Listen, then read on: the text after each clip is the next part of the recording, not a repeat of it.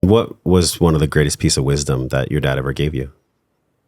When I was like 25, I was complaining to him about my girlfriend at the time.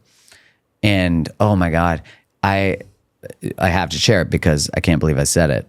But she had said to me that she was complaining about something, which was for sure a viable complaint.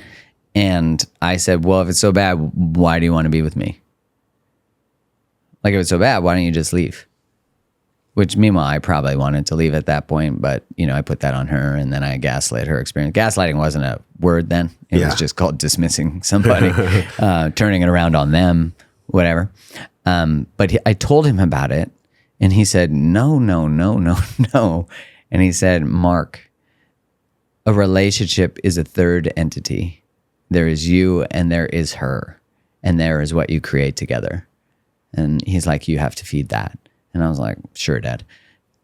But it stuck with me. At the time, I didn't really get it. It's much like how you were asking earlier, like, why do you answer a call one time when you might have got the call 10 years ago? Of course. But it's really just because we're not ready.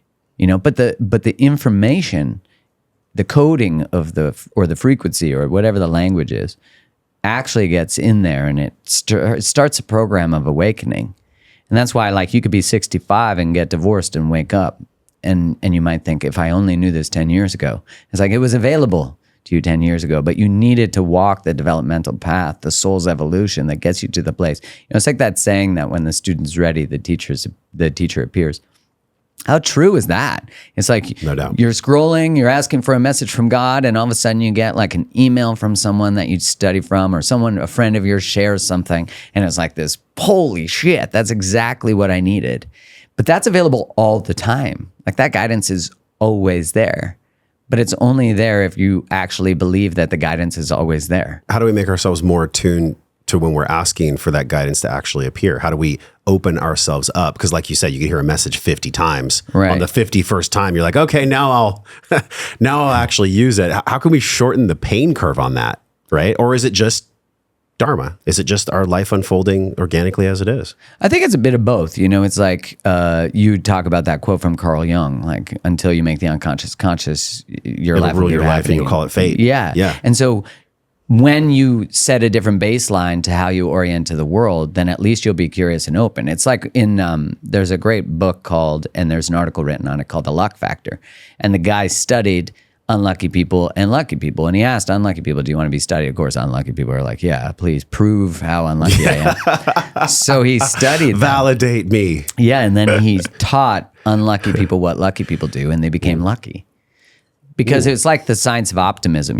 The Secret, that movie was like, imagine a red bike and a house, and then you just have those things. Yes. My brother, who I feel is like the ultimate cynic, was like, oh, you can't just imagine a red bike and get a red bike. And I'm like, that's probably true. I don't know. But what I really like about that study, which I think studies at least allow people who start more logically or linearly, which makes sense because that's our world, it at least validates what is spoken about in maybe more of a frequency or spiritual realm. So it's like, if you learn, because what lucky people do is they look for different opportunities. They're open to different pathways. Like one guy, he said that at every party he would find himself talking to the most attractive woman in the room, which I'm like, that makes sense. But so then he said, I'm just going to talk to people, I think he said, with like red shirts. And so it put him into different circumstances that he never would have been in. And the stories are crazy because like one person starts to just talk randomly to another, that person ends up connecting to someone who buys his company. Like just random shit. And like Ram Dass says that miracles just remind us that we don't know how it works. And I love that because if you're actually open to, if you start every morning and end every evening with, today there's going to be a miracle. Like I am open to miracles. Like miracles do happen all the time. I think they make us really uncomfortable because if that's not the world we live in, then they don't make sense of the world we live in. So they challenge us. So instead we just shut it off. It's like humans naturally bring in information that validates their beliefs and dismiss information that doesn't. So if we can start to just be more mindful of the curation of our information. It's like I could look at something on Twitter and get upset and know that I'm starting to get more mad at a certain group because I'm being captured by an algorithm that's feeding unavailability, a shadow within me, a wolf, or, the two wolf story. So it's like, that's being fed within me. And it's like, we all have two wolves. Which one do you feed? Yeah. And it's so easy to feed the other wolf. It's so Well, he's easy. hungry. Yeah. And like, He's always how hungry. easy is it to operate? We need anger. Anger is important because it's an emotion that reinforces boundaries. It claims our life. But if we operate as a baseline of anger, that's challenging. So it's like when you can raise and change the way you see the world, then everything changes, which I think that's Wayne Dyer. Yeah. If you change the way you look at things, the things you look at change. So good. It's so good. So freaking good. Dude, And the law of attraction is interesting because you mentioned Secret, LOA. Yeah. Law of attraction, like, I don't know if you ever study any portions of the Bible. Is that even part of your work ever, to study religious text? No, but it's funny because I'm noticing a lot of people are becoming Christian. A lot. Which And I I'm think like, Russell Brand became Christian. My only challenge Yeah. with it, because I think any formal religion is usually exploited by the humans who run it, and then they fuck with people and they abuse them. And the Catholic Church is pretty obvious. And you look at the Crusades, like historically, Christianity is responsible for a fuck ton of murder. Yes. Right. Yes. So a lot of bad is done under the guise of good, under God, right? Which we talked about before. So I think churches are great. I think collections of community are great. I just think like when I know like people I've worked with who have porn addictions or like stuff, they often come from Mormon families or Christian families or, like hyper religious, hyper moralizing, extreme uses of shame.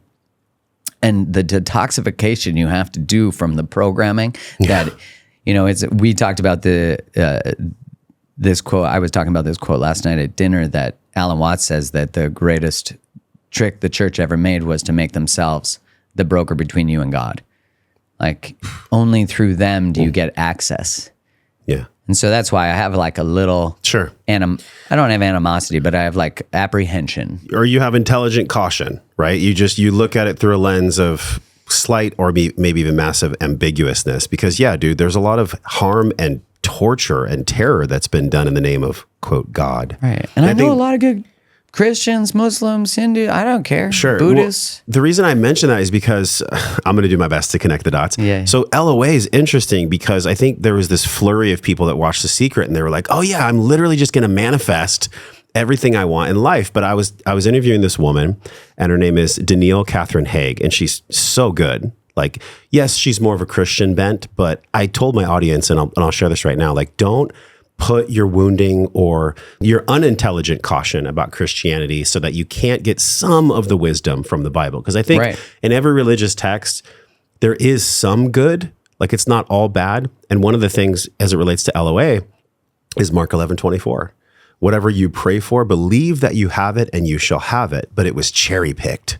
There's actually one more phrase. What is it? And the phrase is, as long as it is in alignment with humility and God's will. Oh, that's good. I heard Jordan Peterson talking about something like this recently. If you just hear the first part, you might fall into the trap like your brother and he's like, fucking red bike, what are you talking about?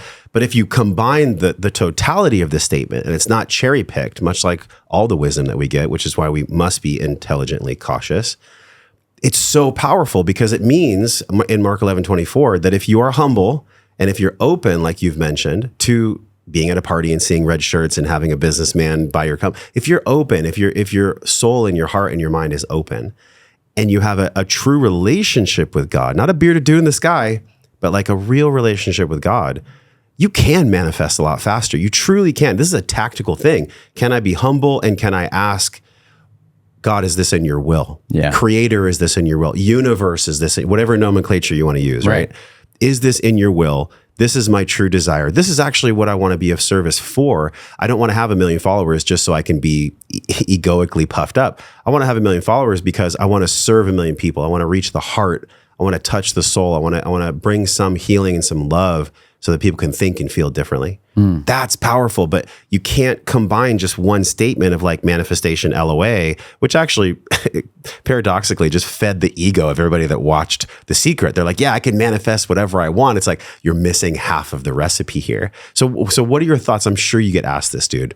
Mark, how do we manifest the right relationship? How do we manifest, ABC, a boat, kids, a house, wealth?